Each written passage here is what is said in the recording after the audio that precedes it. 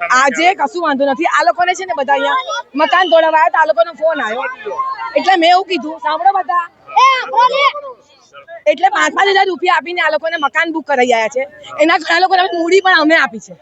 આ રોજે રોજ કમાઈનારા પરિવાર છે. તો એ લોકોને અહીંયા દારૂના અડ્ડા ચાલે છે, કેટલી બધી BMC ની દબાણો કરેલા છે. તો ગરીબ લોકોને કેમ હેરાન કરવાના? આ લોકોના જન્મના દાખલા અહીંના છે, આ લોકોના આધાર કાર્ડ અહીંના છે, રેશન કાર્ડ અહીંના છે.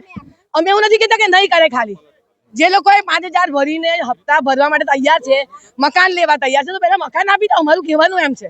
ગુજરાત હાઉસિંગ બોર્ડ ના પ્લોટમાં લક્ષ્મીપુરા દશામા તળાવ પાસે હાઉસિંગ બોર્ડની જગ્યામાં જે ગેરકાયદેસર દબાણ થયેલું છે એ દબાણ દૂર કરવા માટે ગુજરાત હાઉસિંગ બોર્ડ દ્વારા વડોદરા કોર્પોરેશન પાસે મેન પાવર અને મશીનરીની માંગણી કરવામાં આવે એ મુજબ આજે વડોદરા કોર્પોરેશનની દબાણ શાખા દ્વારા એમને મેન પાવર અને મશીનરી આપેલ છે અને દબાણ દૂર કરવાની કાર્યવાહી આજરોજ હાથ ધરેલ છે. એ ગુજરાત હાઉસિંગ બોર્ડને ખબર. અમારે ખાલી ફક્ત અત્યારે દબાણ દૂર કરવા માટે મેન પાવર અને મશીનરી અમે ફાળવેલ છે.